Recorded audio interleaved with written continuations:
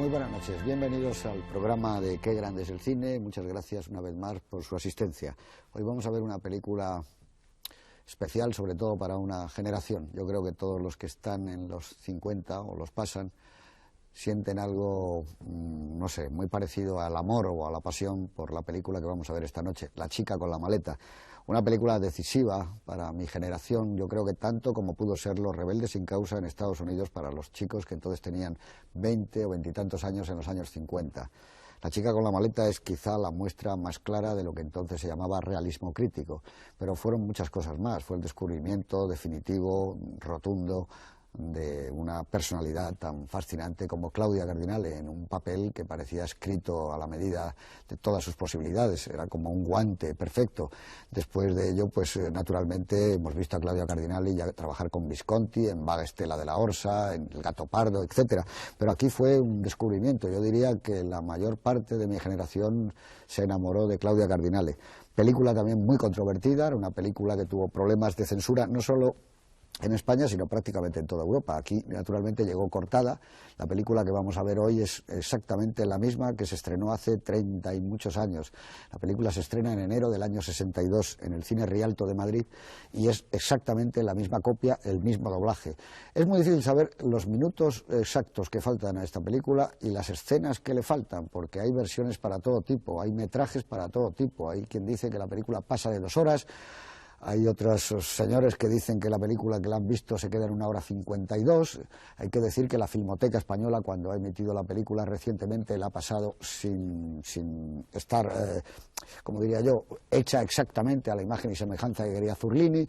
Yo creo que aquí lo que exige ya esta película es una labor de restauración, tratar de buscar el negativo original y componer exactamente y de una vez como era La chica con la maleta. En cualquier caso, lo que queda es realmente fascinante, y es fascinante porque, como digo, toda una generación se sintió identificada con esta película y luego dividió a la crítica. Había una crítica que estaba encabezada entonces por la revista Nuestro Cine, que hizo de La chica con la maleta pues su pendón y su estandarte, mientras otra publicación muy famosa, más famosa probablemente todavía y de mayor tirada, que era Film Ideal, se erigió con su gente hacia Atari, hacia Howard Hawks. Esto era una bandera irreconciliable. Yo creo que hoy, pues a los que les gustaba Atari les sigue gustando Atari, y a los que les gustaba La chica con la maleta les sigue gustando. Pero yo creo también que, puestas ya las aguas en razón, son 2 películas espléndidas. A mí incluso me parece que La chica con la maleta, vista hoy, es una obra más emocionante que en su momento y que tiene un caudal de conocimiento y de sabiduría cinematográfica que a lo mejor por la hojarasca de solo ver el mensaje político no nos dejaba ver el talento de Zurlini, que después en otra obra realmente magistral, que fue Cronaca familiare, Crónica de un amor, pues ya no hubo ninguna duda de que estábamos ante uno de los grandes maestros italianos. En cualquier caso, ver hoy, después de 36, 37 años, la película está rodada, me parece, en el 60, casi después de 4 décadas, va a ser una experiencia, yo creo que muy emocionante para los que los vimos esa película en su momento, y más emocionante todavía para los que no conocen La chica con la maleta, para los que no saben cómo era esa mirada y esa tez y ese cabello de alguien tan maravilloso como era Claudia Cardinale en esta película. Y ya verán ustedes cuando baja con una toalla envuelta en una cabeza y escuchándose Celeste Aida, si no es uno de los grandes momentos que van a vivir. En cualquier caso, aquí va a haber opiniones, supongo que de todo tipo, en relación con esta obra. Para hablarnos de ella tenemos el privilegio de que está con nosotros el escritor y poeta Antonio Martínez Sarrión. Digo escritor y poeta, y también debería decir ensayista, porque sus 2 últimos libros, Infancia y Corrupciones, que es una autobiografía también realmente llena de emoción y llena de pasión, llena de ternura, y muy, muy indicada sobre todo para los cinéfilos, para los amantes de la buena música, y que tiene una segunda parte que acaba de salir hace ya unos meses, que se llama Una juventud, que yo les recomiendo a todos ustedes. Pero además no podemos perder la variante de poeta. Yo creo que para los aficionados al cine, su teatro de operaciones es probablemente el libro de cabecera. Ya Terenci Moix hace muchos años encabezaba sus textos con poemas de Antonio Martínez Sarrión. Yo creo que es un hombre que vio la película en su momento, ¿Verdad? Buenas noches, Antonio. Y Hola, que podías explicarnos, si quieres, también el impacto que te causó entonces y el volver a ver esta noche la película, ¿qué crees que va a ocurrir? Sí, me parece muy bien. Yo abundo en lo emocionante y lo vigorosa y lo fresca que se conserva la película, pero quiero añadir un elemento mayor, que es la nostalgia, que ya no tiene que ver con el paso indetenible del tiempo, sino la nostalgia más objetiva, es decir, respecto a un cine que se hacía en diversos países de Europa, vigorosísimo en ese giro entre los 50 y los 60, y que yo creo que en estos momentos no es el caso. Esperemos, y yo tengo muchas esperanzas en este sentido, espera y esperanza, para utilizar un libro famoso, en que esta vez sea el cine español, en el cual yo tengo muchísima confianza, por 10 o 12, aparte de los consagrados ya 10 o 12 directores y directoras jóvenes, y que esto no se agoste, y que se haga, que vuelva otra vez a ser el cine europeo un cine vigoroso artísticamente y potente como industria. Para esto hay grandes inconvenientes, dificultades, no vamos a entrar en ellos, en las causas de esa especie de acorralamiento o de esa especie de baja de calidad en el cine, pero ya me voy a permitir un par de citas. Un historiador y un cineasta han hablado que para que volver a los esplendores que vamos a ver esta noche en La chica con la maleta, o películas francesas o alemanas como las que se hacían en la época, el concepto de cine europeo no nos basta. Ettore Scola, conocido realizador italiano y hombre ya con una trayectoria detrás muy fuerte, contaba que no se puede, porque sería un híbrido sin sustancia, tendría que potenciarse otra vez el cine italiano, el cine francés, el cine alemán o el cine español. Y otro historiador en este caso, pero muy preocupado, supuesto que está en las grandes instancias de las comisiones culturales de la Comunidad Europea, el historiador Legov, acaba también de declarar que es necesario, para que el cine que no norteamericano pueda funcionar en el mundo, esta cláusula, por lo menos de ciertas, de exclusión cultural, o por lo menos de determinadas, no sé qué sería la forma, si de exenciones fiscales, si de ayudas, eso está muy complicado, pero por supuesto no se puede competir con la potentísima y monopolística industria norteamericana, que tampoco está en el mejor momento artístico, ni muchísimo menos. De manera que La chica con la maleta obedece a ese momento, quizá el mejor desde el neorrealismo inicial, que duró 4 o 5 veces, y que se concretaría en el 61, cuando la película se rueda, en la salida de jóvenes entonces directores como Pasolini, como Bellocchio, como el propio Bertolucci o como Zurlini, que no podían por menos que estar un poco a la sombra de sus mayores. Yo creo que desgraciadamente no de Rossellini, entre otras cosas porque Rossellini, aparte de sus obras maestras de la primera época, andaba entonces haciendo experimentos muy interesantes, pero un poco desorientado respecto al cine de ficción o de argumento. Pero sí a Visconti, sí a Fellini o sí a Antonioni, que por supuesto eran referencias de todos estos autores. Zurlini es el menos conocido, quizás el que tuvo menos suerte.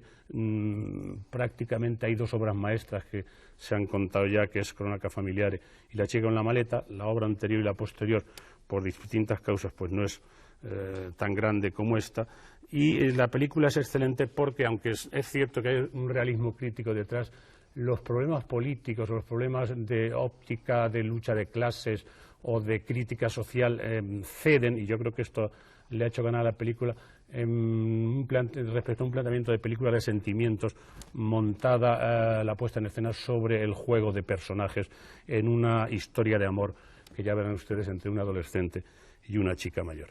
La actuación de Claudia Cardinale es absolutamente memorable, es decir, hubo una extraña química entre Zurlini, entre Jacques Perrin y Claudia Cardinale, y realmente ahí tenemos esa obra maestra que se mantendrá fresca mucho tiempo. Muchas gracias, Antonio.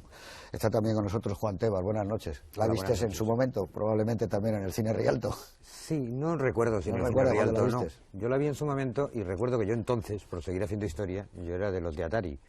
O sea, que ahora cuando recordamos estas cosas de los enfrentamientos, que como tú has dicho, el tiempo pone las aguas en su cauce, y a mí me sigue gustando Atari, y a otros les sigue gustando La chica con la maleta. Pero a algunos, por suerte, nos sigue gustando Atari y La chica con la maleta. Digo, lo cual me parece que es una justicia poética que al final acaban haciendo los años, siempre en la vida.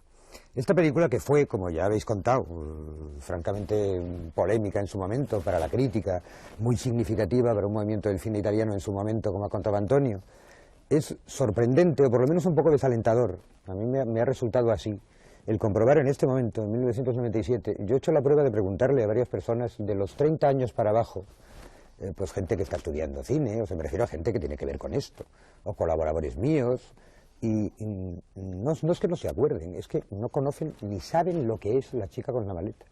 El 90% de la gente que he preguntado, y he preguntado a muchas de esta edad. La verdad es que es una etapa del cine italiano que ha quedado como absolutamente borrada, salvo por los que luego ha tenido una obra lo suficientemente continuada y numerosa como para llegar a ser instalados como maestros conocidos. Furlini, desgraciadamente, se murió con 56, me parece, una cosa. Hizo pocas películas y la gente se ha olvidado de Furlini. O sea que yo creo que está muy bien esta noche el que se ponga La chica con la maleta, porque independientemente de todas estas luchas de tirios y troyanos, de Atari y de lo que fuera en los años 60, yo creo que lo que importa es que la gente que no ha visto La chica con la maleta la vea esta noche, y a muchos les va a costar enterarse de por qué esta película era un estandarte de un cine político, cuando lo que también lo habéis dicho, cuando yo creo que lo que más queda en esta película y lo que va a ver la gente inmediatamente es que es una película que del documento crítico a lo que llega inmediatamente es a la emoción lírica más absoluta y más sangrante, y por eso es una película emocionante y una película que no solo permanece, sino que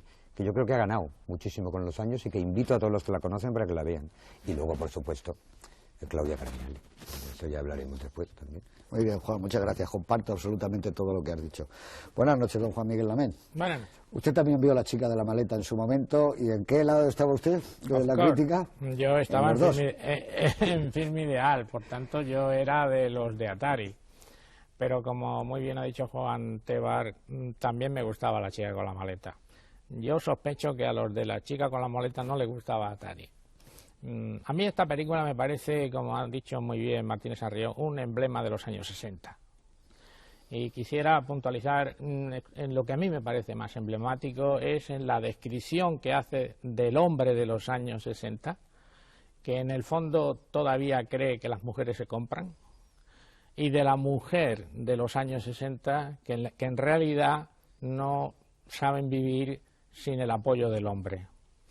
Y esta película, para los espectadores de hoy, que no, como no sabemos exactamente, como tú muy bien has dicho, qué copia es la que ha conseguido Televisión Española, esta película yo aconsejo a los espectadores españoles un ejercicio que incluso les puede venir bien, que es que se pongan en el lugar de los espectadores de los años 60 y escuchen la película sospechando lo que realmente quieren decir los actores cuando están hablando, que es como veíamos nosotros las películas en aquella década. Sí, incluso no se llegaba tanto, porque en esta estaba más clara, pero salía como una especie de clave, como la goleada. La mirada esta significa tal, este plano es esta otra cosa, pero no llega tanto. Yo creo que van a disfrutar ustedes con La chica con la maleta. Es, como dice Juan Miguel Lamet, un exponente muy claro de la mujer, de un tipo de mujer que ya empezaba a ser reflejada con el mayor respeto y cariño por el cine. Es curioso, aunque no tenga nada que ver, que hay una película muy contemporánea a ella, que es Il sorpaso, La escapada, donde hay un retrato muy maduro sobre un tipo de personaje que hacía Vittorio Gassman, en una película en un blanco y negro que recuerda algo al de La chica con la maleta, y que también, como decía Sarrión, es la incidencia de un cine con una gran preocupación por el hombre, por el ser humano, en una palabra, que era el cine italiano del despegue de esos primeros 60, cuando las nuevas olas estaban prácticamente apareciendo en todos los países, incluso en el nuestro, por supuesto. Espero que les guste La chica con la maleta. Tiene además un decorado sonoro con algunas canciones de la época, todavía algunas de ellas son muy conocidas, y espero que después tengamos una charla muy amable, distendida y, por qué no, apasionante sobre esta magnífica película de Valerio Zurlini, La chica con la maleta.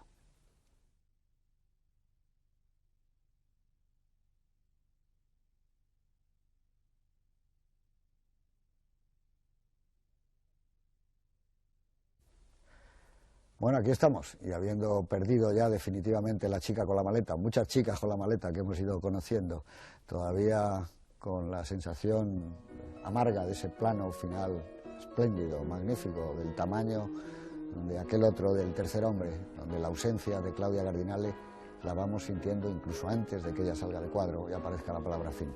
La película, como decía, es del año 1960-61 el rodaje, se estrena en España en el 62, siempre decimos las películas, las centramos en el año. Hoy vamos a hacer un experimento que ya haremos con otras revistas. Yo le voy a pedir a Juan Miguel Lamet, que tiene aquí un Nuestro Cine del año 62, donde mucha gente, conocida hoy en el cine, desde Víctor Erice, etcétera, elegía las mejores películas que habían visto en ese año. Ya, como digo, lo haremos con Film Ideal y con otro tipo de publicaciones de la época, pero es muy bonito. Vamos a ver exactamente el cuerpo de Nuestro Cine, que era una revista de tendencia más progresista, todo entre comillas, porque no quiere decir que en Film Ideal no hubiera gente progresista, por supuesto, más en la izquierda. ¿Qué opinaban de La chica con la maleta y en qué lugar aparecía en sus listas a final de año? Bueno, pues La chica con la maleta fue declarada la mejor película extranjera del año 62. Este que tengo en la mano es el número de enero del 63, una joya bibliográfica. Pero es curioso porque hojeando las listas de cada uno de los redactores de la revista he encontrado algunas personas muy notables del cine español, y probablemente sea muy sintomático solamente leer una, pero voy a leer, por ejemplo, la lista de Víctor Erice, que es uno de nuestros directores más emblemáticos y mejores del cine español, y me alegro que lo digas tú, que eres un gran director. Pues Víctor Erice pone aquí La chica con la maleta la primera, Noches blancas de Visconti la segunda, Sed de mal de Orson Welles la tercera, París bajo fondo de Jacques Becker la cuarta, El empleo de hermano Olmi, El maquinista de la General, que aunque es una película de Buster Keaton, se estrenó ese año, Vencedores o vencidos de Stanley Kramer y Río salvaje de Elia Kazan. Otro nombre conocido es César Santofontela, crítico, que pone La chica con la maleta, Sed de mal, Noches blancas, El empleo, Vencedores o vencidos, El maquinista de la General, Río salvaje y París bajo fondo. Es decir, manejaban todos las mismas películas, al tiempo que Film Ideal declaraba la mejor película Atari, y lógicamente, como esa era la revista en la que yo escribía, no tengo el ejemplar, solamente tengo el...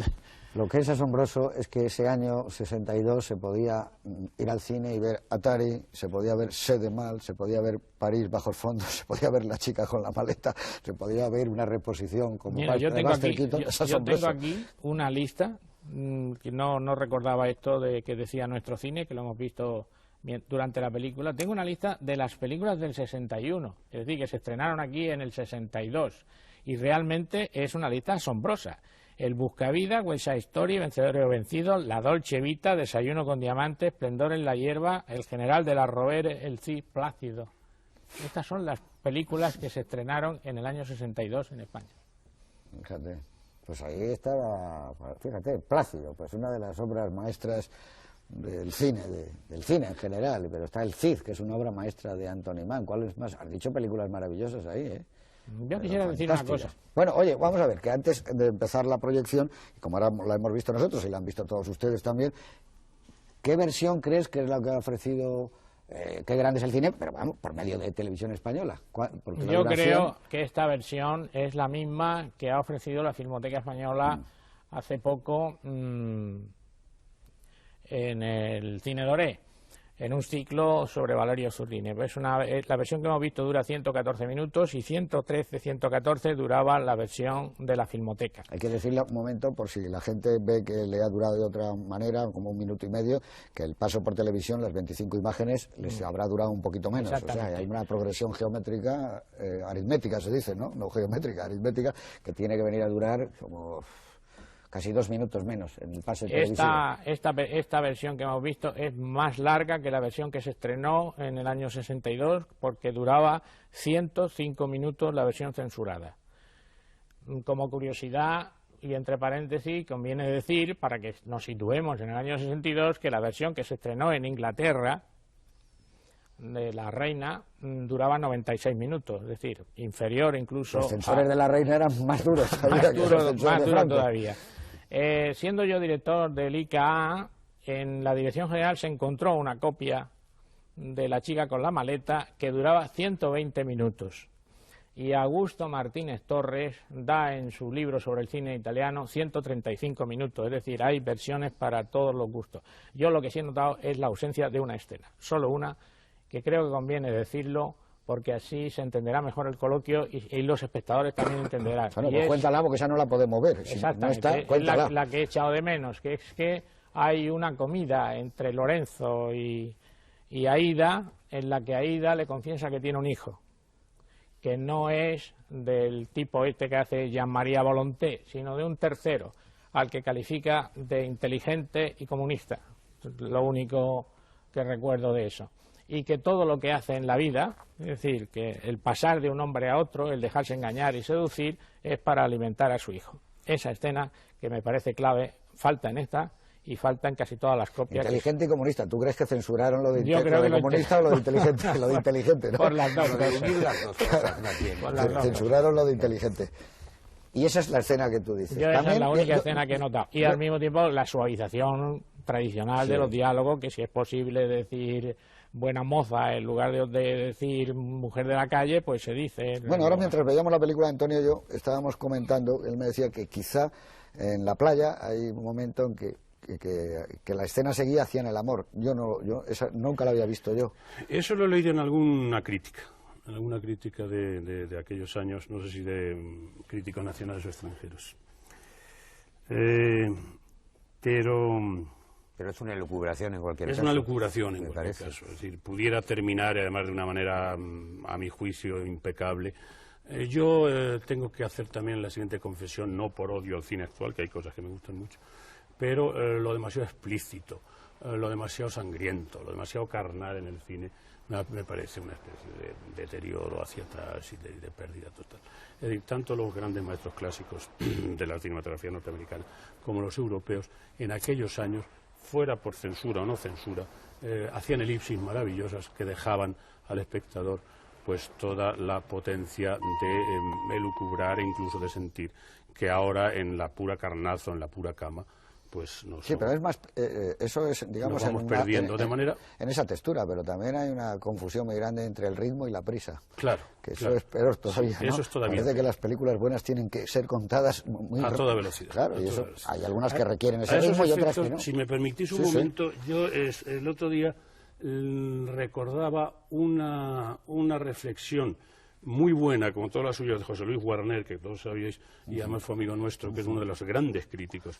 Sin duda. Los tres grandes. Digamos entre paréntesis que el último libro de Cabrera Infante, Cine o Sardina, que es muy bonito, está dedicado en memoria a José Luis Guarner. Muy merecidamente, porque Guarner era uno de los grandes críticos españoles, con una sagacidad y una capacidad de ver cine, y con capacidad también de escribir prosa excepcional. Bueno, pues en una crítica, que me parece que era una película de Mankiewicz, Guarner hablaba, y me acuerdo respecto a esa especie de rapidez, la confusión esa de prisa con ritmo, él hacía otro apunte en el sentido de que ya no solamente el cine, sino todo el arte occidental, desde Giotto me parece que ponía hasta Balthus, y desde Intolerancia de Griffith hasta Weekend de Godard, se basa en un elemento cardinal que es el espacio, el tratamiento del espacio.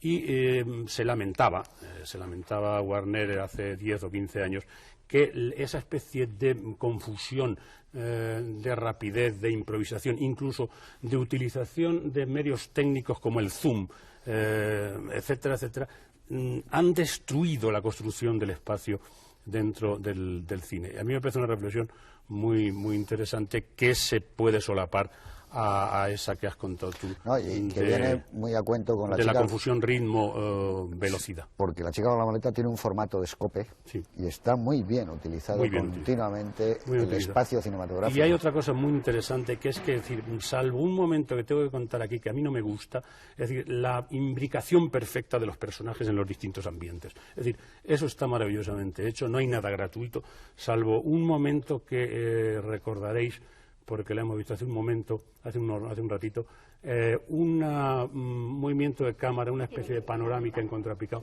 sobre los artesonados del museo, que creo que sobra.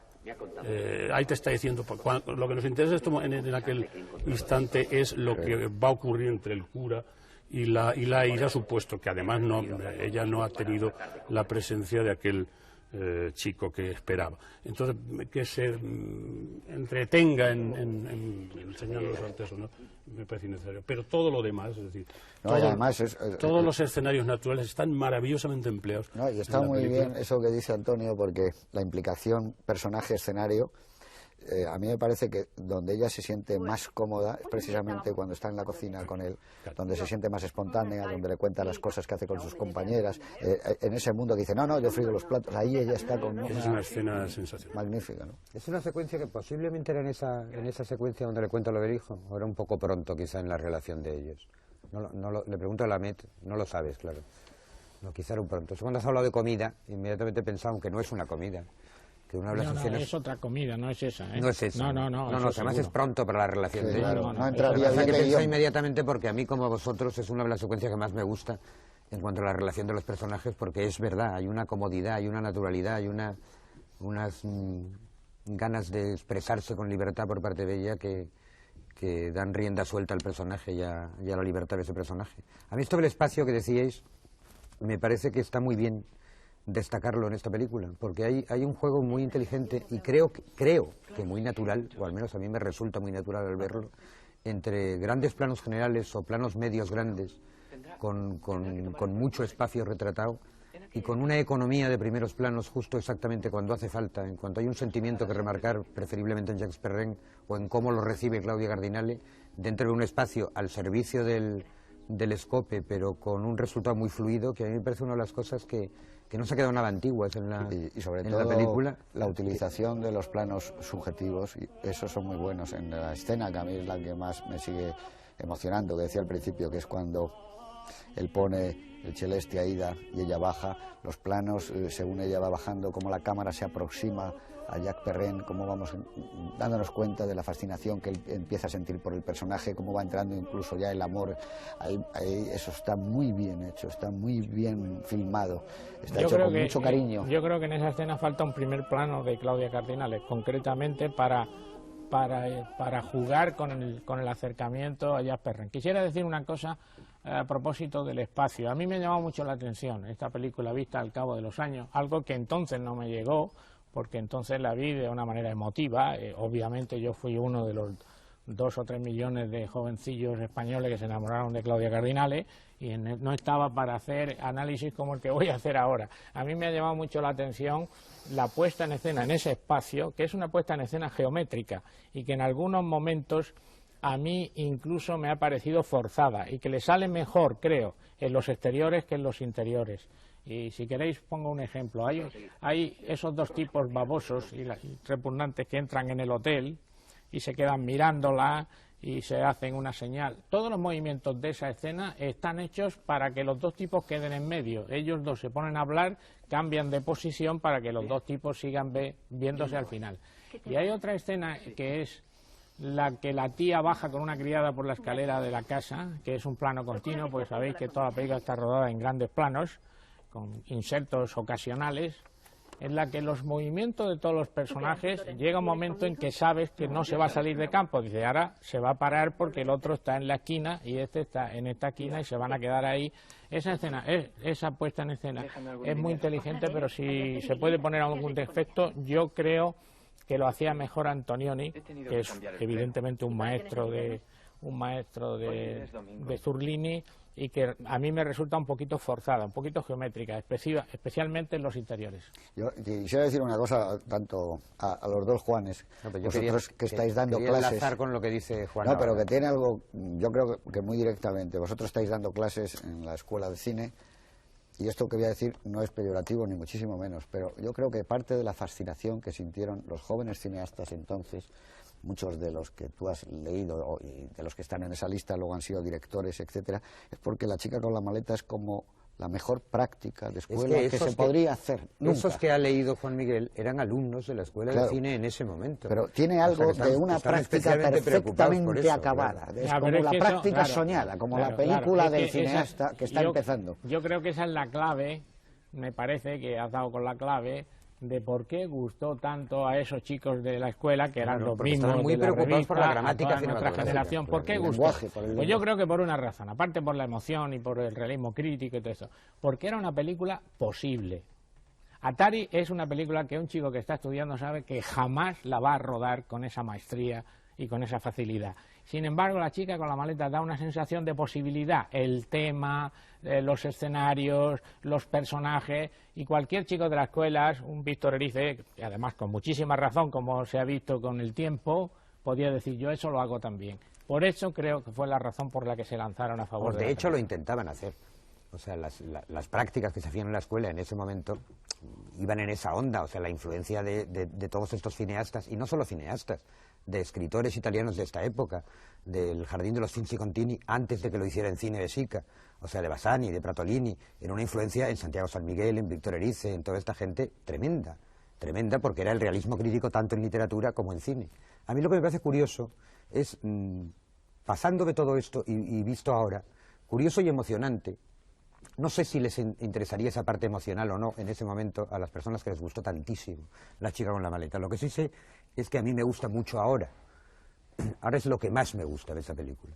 Por eso quería enlazar con lo que decía Juan Miguel antes, y tienes mucha razón al decirlo de los interiores y los exteriores, porque casualmente, no sé si casualmente o no, da la casualidad que en exteriores realmente es donde si podemos considerar exterior también el sitio donde bailan, y esa especie de piscina o patio donde está en un balancín o terraza Jacques Perrin. Esas escenas generalmente suelen ser el núcleo emocional de las secuencias, son entre Jacques Perrin y Claudia Cardinale.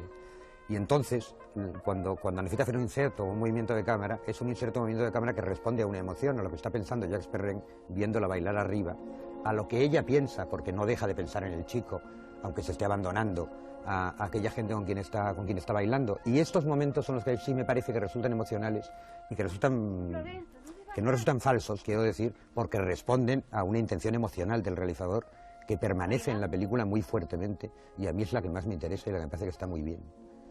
Porque yo creo que lo que persiste al fin es la emoción, ¿no?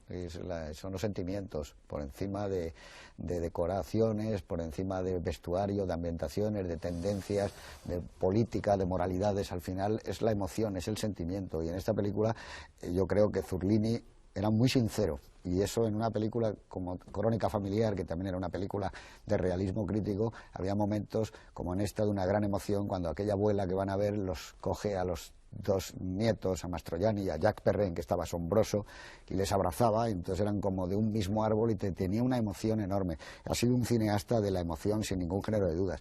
Tú dices que quizás falta un plano. Yo creo que hay, después de ese momento que es para mí sobrecogedormente hermoso, cuando ella le está mirando al chico y se da cuenta que el chico se ha enamorado de ella, imperceptiblemente se cierra el albornoz. Ese es un plano maestro, ese es un plano en donde está contado ya todo. O sea que es una película muy inteligentemente rodada y luego muy profundamente sentida. Yo creo que ella se da cuenta, yo creo que ella se da cuenta antes no sé si es antes o después, pero en el momento en que yo he percibido que ella se daba cuenta, me ha parecido que estaba extraordinariamente bien rodado y extraordinariamente bien Claudia Cardinale.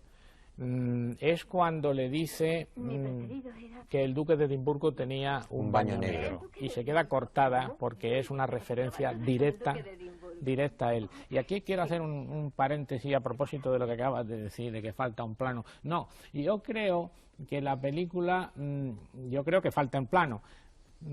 Lo que no estoy seguro es si con ese plano sería mejor la secuencia. No.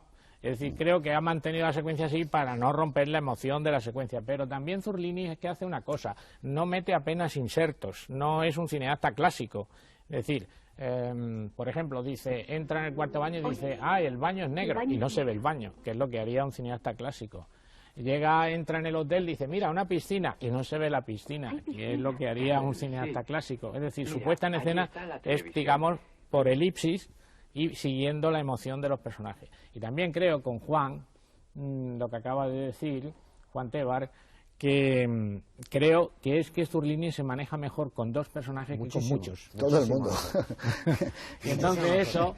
De ahí una de las peores secuencias de la película, para mí me parece una de las peores secuencias de la película, que es todo el follón de la pelea con los chulos en la playa hacia el final. No solo las peores secuencias, creo que es la peor parte de la película, ese trozo, porque está muchísimo mejor hasta ahí, y después de ahí, en la playa, cuando se vuelven a quedar solos. Claro, por eso cuando tiene la posibilidad de jugar al plano contra plano, que es la escena, a mí me parece la mejor escena de la película, quizás lo adelanto, y no una mejor escena, el mejor plano de la película, que es ese plano tan largo de 1 minuto de Jasper Wren mirándola bailar y bailar y bailar y bailar. Hay un momento de Claudia Cardinale que es como contraplano de ese, en el que está abrazada con unos ojos viscosos y el pelo le cae por la cara, que de interpretación de Claudia Cardinale y de puesta en escena me parece asombroso. Y eso es lo que hace bien Zurlini en esta película, jugar al chico y a la chica, al chico y a la chica. En cuanto entran otros personajes, creo que, insisto en que se nota la construcción geométrica de la puesta en escena. Si es que no creéis que porque realismo crítico también es Calle Mayor, realismo crítico es La tía Tula, realismo crítico son muchas películas que vistas sin anteojeras, y no lo digo peyorativamente al decir anteojeras porque no encontraba otra palabra, quiero decir sin prejuicios ideológicos de ningún tipo, lo que permanecen más de todas estas grandes películas o historias siempre son las historias personales y las historias dramáticas, que en definitiva son historias líricas de los seres humanos. Entonces, a mí me parece que hoy es muy difícil, en una película como La chica con la maleta concretamente, no quizá en las dos que he citado españolas, es muy difícil que un espectador de hoy advierta que esto es una película política, como en su momento se vendió y como en su momento posiblemente era, salvo por referencias como esa que ni siquiera está en la copia que hemos visto, que has dicho tú, del comunista inteligente. O sea, yo creo que lo que ve hoy cualquier espectador es la historia de la enorme soledad, la enorme tristeza de un adolescente huérfano, además, que se enamora de esa chica maravillosa a la cual ha dejado su hermano, que se siente capaz de ser el caballero de esa persona, y la renuncia que eso supone al final de la película por parte de los dos a sí mismos.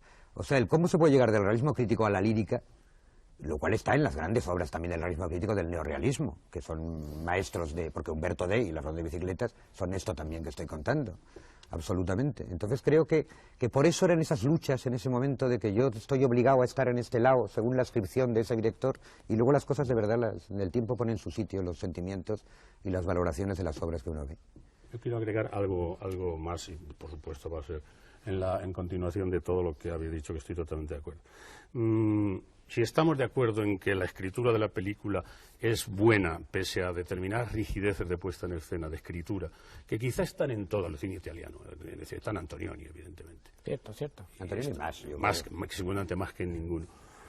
Pero de todas maneras estamos de acuerdo en que la película está muy bien hecha y que están muy bien conjugados los movimientos y que están bien utilizadas los planos, etcétera, y los momentos de cercanía y de lejanía respecto a la transmisión de sentimientos. Pero hay algo mucho más que a mí me impresiona todavía más, aunque por supuesto hay que meterlo en la forma, porque contenido y forma sabemos que no tiene sentido. Pero, ¿qué es la madurez de un hombre joven como Zurlini, que tampoco tenía a las espaldas muchas películas, la madurez de análisis de personalidad, dejando atrás cualquier tipo, y eso también anula un supuesto realismo crítico maniqueo, la madurez en la evolución de los sentimientos, incluso de las actitudes de los dos personajes. En el sentido que me voy a referir rápidamente. Parecía que ella es una buscona, más o menos, una mujer que va aprovechándose, un poco cínica. Acordaros de ese momento en que le dice el chico: me gustan mucho más los huevos fritos que la langosta, pero en el escenario de la terraza le dice el playboy rico, ¿quieres langosta? Sí, langosta. De manera que ahí te está indicando Zurlini que realmente esta es una mujer bastante venal. Pero esa venalidad, y el que el chico es todo lo contrario, es un chico candoroso, qué bien vivir como tú vives, dice en un momento determinado. Y es un chico ingenuo, entre otras cosas porque es muy joven, tiene 16 años.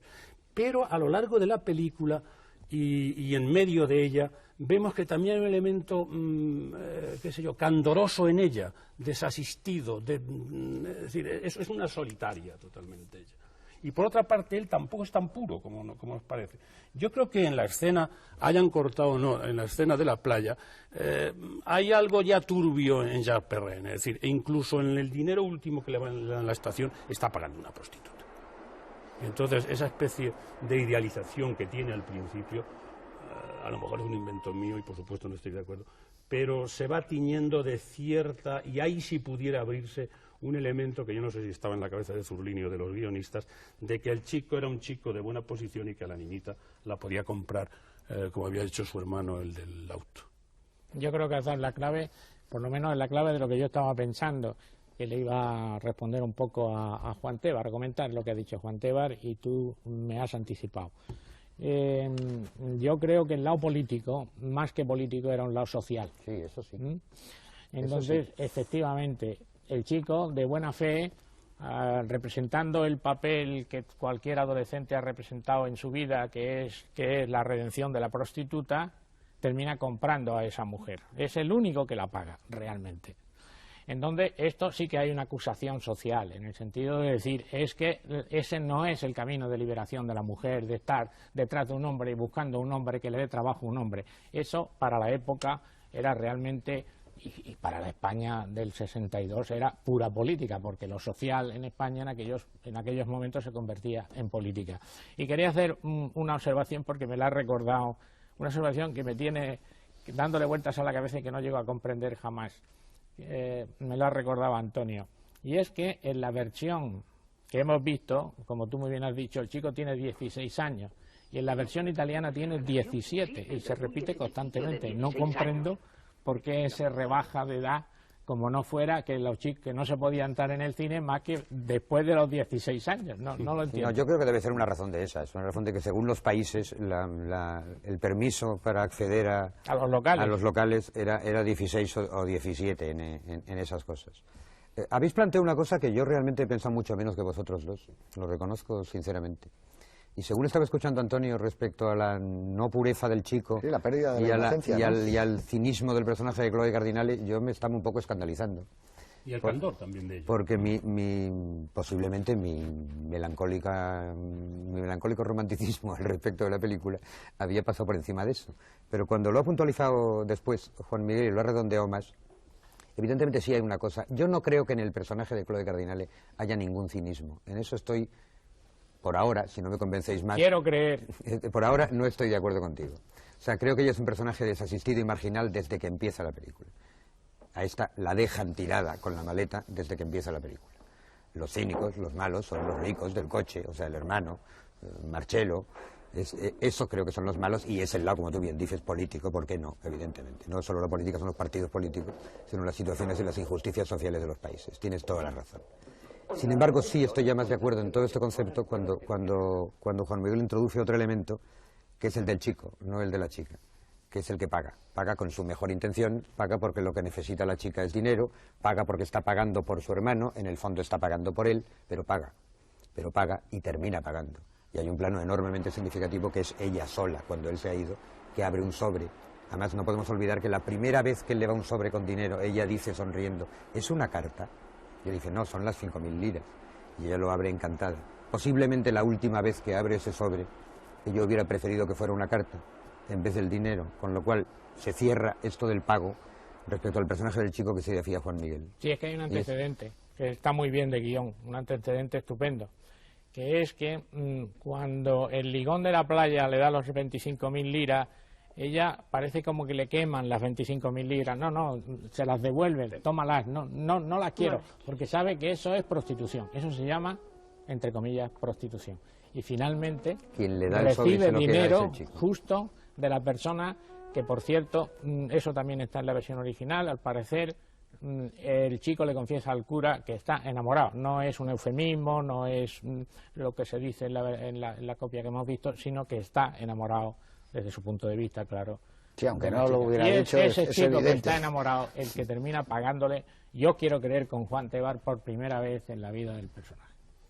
Yo, si me permites una puntualización a Juan, quizá es excesivo hablar de cinismo en el personaje de Claudia Cardinale, quizá es excesivo hablar de cinismo, pero sí de cierta amoralidad, o de cierta laxitud moral. ¿Pero desde qué punto de vista moral, Ahora, si Antonio? tú me dices que, claro, es decir, era una chica muy golpeada y era una chica solitaria y se le ve, no hay ninguna referencia a familia, iba de mano en mano y de orquesta en orquesta. Es que el personaje más infeliz es Claudia Cardinale. Pero la chica se ha ido con el hermano, le ha dicho, oye, estaba cantando en un local, le ha dicho, vente, que yo te voy a dar dinero, no sé qué, y se ha ido con él. Eso es evidente, ¿no? Ya, bueno, pero esto es criticable. Pero que es así la chica. O sea, no es criticable, pero hay un elemento, si no de cinismo, de cierta laxitud moral. No, hombre, lo que hay un elemento sociedad es que va de mano en mano, o sea, es un objeto sexual con el cual juega todo el mundo. A mí sí me parece que hay un personaje desasistido, marginal, pobrecita, que empieza tiraba con su maleta, que llega por la noche con su maleta, que el primero que le ayuda a coger una maleta es este chico, y que termina sin maleta, pero delante de una estación, sola, igual que estaba, es ella.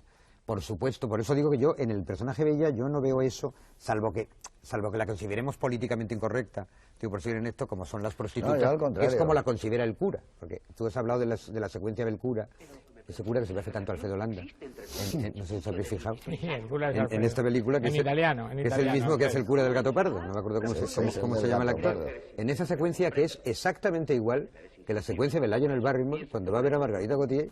Esa secuencia en que a los personajes políticamente incorrectos, generalmente prostitutas, hay que convencerles de que renuncien, porque tienen que renunciar en favor de un chico de buena familia, al cual no va a perder, y de paso se les ofrece una gratificación económica.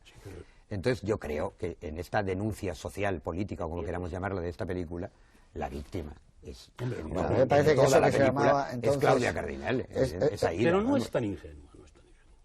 Hay puntos determinados en que ella aprovecha el episodio, ese mentirosillo que a lo mejor es menor, entre la langosta y el pollo, en fin, puede ser muy... Pero a mí me parece que lo que... la langosta y los huevos fritos. Pero el coqueteo con, vamos a decirlo, como todo eso decía, el mensaje de que tendría esta película es que el personaje eje de toda la historia, que es la chica Aída, pues es una chica que va para un lado y para otro, va dando bandazos, está buscando la vida como puede. Y el final es que es demoledor porque está peor que al principio, porque ella de alguna manera se ha dado cuenta que eso es lo que es el realismo crítico y lo que era la película, de que bueno, antes ella pues podía estar y la trataba mal Volonté, o se echaba un novio, o se iba con otro, pero de alguna forma, bueno, ella estaba más o menos habituada. No es probable que no es la primera vez que le han dejado a esta chica con la maleta tirada, pero es que el final, y después de haber conocido al personaje de Jack Perrin, a ella la ha hecho reflexionar, ha pensado bastante en su vida, y es demoledor que al final se queda con un sobre, con un dinero que no quiere, que yo creo que no quiere para nada, que ella lo que hubiera querido es una carta de amor en esa... Y precisamente Jack Perrin, y coge su maleta y se va, y está muchísimo peor que estaba al principio. Claro, pero eso por una muchísimo peor. Claro, por una razón. Ahí está destruida interiormente, claro, y antes no lo está. Claro, por una razón, porque ella, y eso creo que es la denuncia más clara de la película, ella es consciente de que es objeto del deseo de los hombres. Eso yo creo, lo veo tan clarísimo. Y en ese sentido estoy de acuerdo con Antonio. Ella es absolutamente consciente de ello y juega con ese tema y chantajea, manipula. Si me voy con Jean-Marie Volonté, perdona, o si me vuelvo con el padre del niño, o si me voy con el de la playa. Ella está jugando exactamente con eso. Lo que no ha vivido nunca, y es lo que cuenta la historia, es el enamoramiento limpio y puro de un adolescente. Entonces, y que le hayan cogido la mano como se la ha cogido ese chico. Eso es lo que la impacta. Y lo que viene Zurlini finalmente a decir es que el adolescente, sin querer, termina haciendo lo que hace todo el mundo, que es considerar a la mujer como objeto del deseo.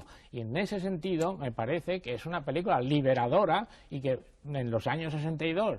hacer una declaración a favor de que la mujer no es objeto solo del deseo de los hombres, con una pincelada que da Zurlini magistral, que es que Claudia Cardinale, Aída, es ella la que dice no, los platos los lavo yo, como la cosa más natural del mundo, cosa que no se vería naturalmente en una historia hecha hoy o en una película hecha hoy, que la mujer se lanza rápidamente a fregar los platos. Eso me parece que es la gran denuncia de la película, el anticipo de una mujer que empezó en los años 60 y que estamos conociendo en su plenitud prácticamente hoy. Y otro tema que toca, a mí me parece clarísimamente esta película, Zurlini, es la soledad.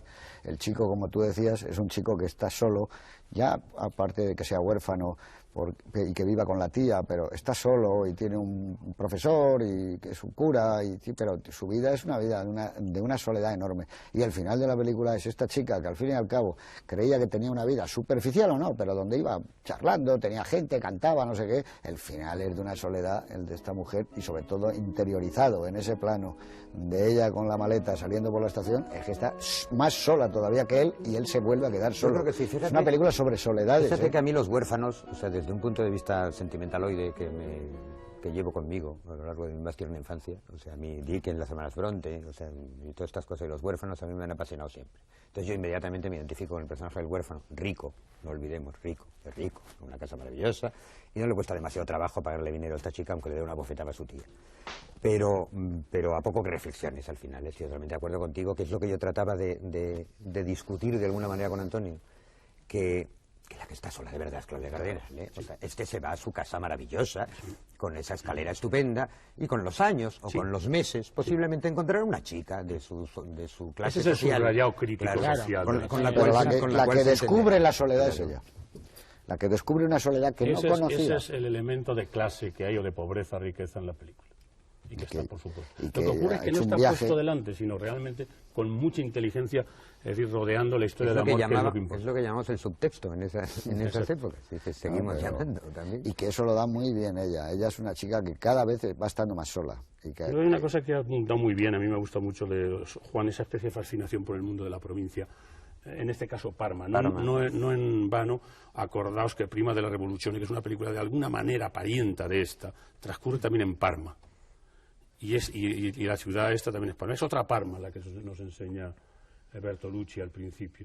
Incluso yo creo que no es una ciudad dormida, ¿verdad? Es una ciudad neblinosa y dormida. Y esto parece una ciudad mucho más luminosa. Bueno, luminosa depende. O sea, hay una Parma. A mí esa noche, la primera noche que se conocen, para mí es cuestión los personajes de Aida y de Lorenzo, o sea, cuando llega ella por la noche a la puerta de la mansión, claro, es un palacio, que son unos planos lo suficientemente amplios como para ver mucho cielo y estas cosas. No hay nubarrones, no hay tormenta, pero ¿no notáis que hay una opresión en aquella escena muy remarcada por una fotografía muy personal y muy curiosa? A mí me recuerda mucho, se lo digo a Juan Miguel porque tiene que ver con esta película, no sé en qué, me recuerda mucho la fotografía de esta película a la fotografía de la criatura.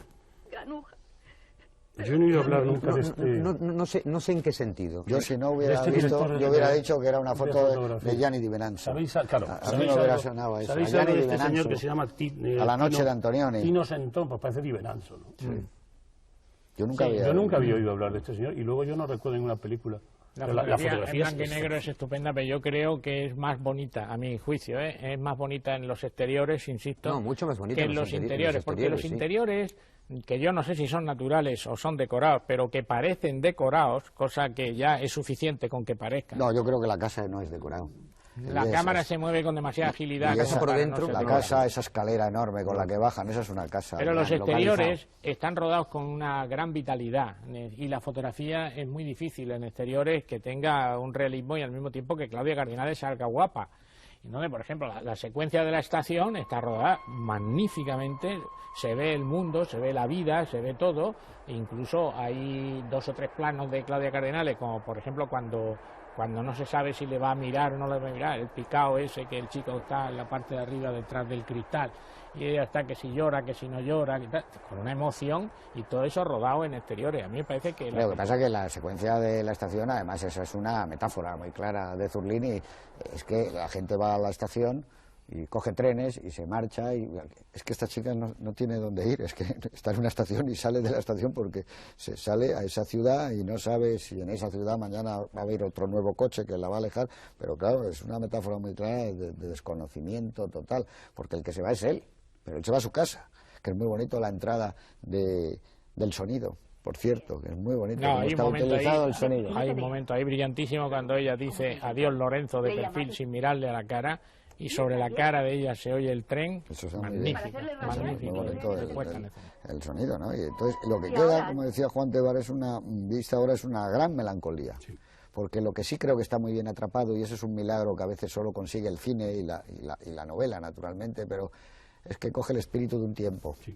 Y aquí está ese tiempo, y el tiempo además le está echando una mano a la película. Hay algo pues en la decoración que probablemente son varias casas, es decir, que a lo mejor el hall y la escalera es una casa y la cocina es otra localización de otra casa y la parte de arriba del baño es otra casa, pero no creo que sea de estudio. A mí no me parece que sean decorados, probablemente a lo mejor la habitación del hotel. Está visto que Cinecittà Eran unos estudios como para... Sí, pero no sé si esta película era una película en ese aspecto de... No sé, a mí no me parece una película de estudio. O sea, tú ves una película de Visconti, de Fellini, y se nota... No tiene pinta de película de estudio, pero, parece una película de interiores naturales. Pero tiene razón Juan Miguel en que el aura que tiene la película cuando salen fuera es totalmente distinta. O sea, por eso cuando yo enlazaba cuando decía lo de Parma, Antonio, o sea, la vida de aquel sitio, la vida de esos personajes... Esta película sería distinta en Roma o en Milán. Cuando están en la calle, nada que ver. Están en la puerta de Esta historia no puede suceder en Roma o en Milán. Hay otro run-run en las calles, hay otros coches, hay autobuses, es que hay otro palpitar de la ciudad, hay un run-run de la vida distinto. Esto está detenido. Sí. Claro, esto tiene una quietud, una calma. Sí, más que sosiego, yo creo que hay una especie de silencio amenazador. Sí. O sea, no sé, a lo mejor lo pongo yo. Albert. Una calma, es una cosa, algo dormido, una cosa muerto. Opresiva. Esa noche en que se conocen... Parece que hace mucho calor, no lo dicen, pero también es la tensión que tiene él que se queda fascinado. Yo creo que se fascinado desde que la ve. Desde que la ve. Y esa angustia de ella de a ver si soluciona el problema, saca algo de este chico o no lo saca, no sé qué. Hay toda una tensión en ese. Estaréis de acuerdo conmigo en que el hermano es imbécil, claro. En dejar a Claudia Cardinale, ¿no? El hermano ha sido caracterizado para que sea el perfecto imbécil. Además, esa bata de lunares que lleva en determinado momento en la película es evidente que es imbécil. Ahí ya apuesta muchas luces no tenía. ¿Os habéis fijado cómo con 21 años que ya tenía Claudia Cardinale, esos ojos impresionantes que tenía toda su vida, ya tenían esas ojeras marcadas pómulos que han sido impresionantes a lo largo de toda la vida? Esa especie de no sé cómo se llama, el bajo párpado, las bolsas. Sí. O sea, esas pequeñas bolsas labios, además le van muy bien al personaje, claro. Y los labios, y la carnosidad que tiene. No, bueno, si no hablo de las otras partes pero que es que tiene todo. Pero lo tiene todo. Es que la criatura estaba como un tren. Vamos. Sí. Oye, hablando de trenes, ¿cuál es el plano que más te gusta de la película? A ver, elige uno que es difícil. Como me toca el primero, pues voy a decir y os voy a quitar el fundamental, la bajada de... Sí, pero eso es muchos planos, la bajada de la escalera, ¿no? Y desde luego continuó por toda la secuencia del desayuno tan fresco después de la bajada de la escalera de ahí. ¿Y tú también? Hombre, yo pensando que alguien iba a decir, si se me adelantara lo de la escalera, pues yo ya tenía pensado otro que me gusta mucho, que no sé si se lo voy a quitar a Juan Miguel o no, porque pertenece a esa parte que él decía de cuando ella está bailando y él está en el balancín. Lo que pasa es que en toda esa secuencia hay muchos momentos que están bien, y yo he elegido uno. Que es cuando él le dice eso de que tú no lo sabes pero me necesitas, le dice, y entonces son unos planos fijos y luego al cabo de un rato, sobre todo cuando al cabo de un rato él le dice cántame un poco y luego me marcha. Entonces hay un trozo en versión original que agradezco mucho, que ella empieza a cantar y en ese momento hay un levísimo traveling circular que dura poquísimo, o sea, como muy económico, hasta que se para, hasta que él dice, no me acuerdo una frase, que a ella la deja parada otra vez, la cámara se para otra vez, ella vuelve a cantar para evadir la responsabilidad de lo que él ha dicho, y luego ese momento maravilloso de que ella detecta que le han cogido la mano antes de que veamos que le ha cogido la mano. El zoom a la mano ya me gusta menos, pero inmediatamente antes del zoom a la mano, en que ella se queda parada de que aquello va en serio, lo de este chico, a mí todo ese trozo me parece estúpido. ¿Y a ti? Entonces te lo ha quitado, ¿no? No, me lo habéis quitado absolutamente todo. Yo ya he dicho y me he quedado tranquilo al decir que la mirada viscosa de Claudia Cardinale mientras está bailando con aquel... el Rómulo. Estúpido que le ha convidado a comer langosta, ya lo dije antes. A mí hay una cosa de la secuencia que ha dicho Juan Tebar que me gusta mucho, que no es mi plano favorito y no lo doy como plano favorito, sino simplemente como un comentario, que es él el que retira la mano. Me parece que eso como dirección es magnífico. No es ella no quita la mano, él es el que le coge la mano y él mismo es el que se asusta de lo que acaba de hacer y retira la mano. Pues yo voy a elegir un plano que no he mencionado hasta ahora, una tontería, un inserto, pero que me parece que está en el momento preciso y en el instante justo, que es la caricia en el brazo en la estación. Un plano muy corto donde no se atreve, parece que los dedos van subiendo por el brazo. Sí, bueno, es que, pero en el que tú decías al principio, que es el primer plano de Jacques Perrin mientras ella está bailando sobre algo, ese es un plano que está claro que Zurlini se ha enamorado de la interpretación de él, y no lo corta, y no lo corta, y no lo corta, y llega un momento que el propio Jacques Perrin sabe que ese plano no se corta, y entonces ya empieza él, y acaba emocionándose él de verdad, y sigue el plano, y sigue sin cortar el plano, y luego mete ese contraplano de ella maravilloso, probablemente eso estaba pensado para ir alternando ella mirándole a él, la soledad de él en el balancín, pero claro, como está tan bien Jack Perrin, la ha hecho. A mí hay un plano que siempre, a mí el que me gusta es cuando ella, en lo de Aida, la mira el plano de ella, me parece impresionante, y se hace así con el Albornoz. Ese es el plano para mí maestro de la película. Pero hay un plano sorprendente que no hemos comentado y que se hablaba mucho en esa época, que es en el arranque de la película. Claudia Cardinales se baja y se va detrás de unos matorrales. Eso no se había visto nunca. Nunca se había visto eso. Y ella termina, que es cuando él duda si la va a dejar o no la va a dejar, pero bueno, ella dice, uy, este se la quiere quitar de en medio. No le da tiempo a marcharse. Casi no le da tiempo porque está la maleta de ella encima. Claro, o la de la pero es sorprendente ese arranque de una película. Además, yo creo que Zurlini sabía que tenía tanta fuerza que mete luego los títulos. Dice, es que está muy bien empezar así la película. Yo creo que ese plano lo firmaría, que es un plano de Godard, y un plano de Godard. Es un arranque de Godard. Bueno, pero precisamente quería decir una cosa al propósito de lo que tú acabas de decir del plano Jack Perrin. Yo creo que ese plano es un plano típico inventado por la nueva ola, por la Nouvelle Vague, es un plano de aguante. Hay una película que ahora mismo me parece que era una película de Louis Malle con Jean Moreau, el título se me ha ido. Los amantes, ¿era? No sé si era Los amantes, no era exactamente Los amantes.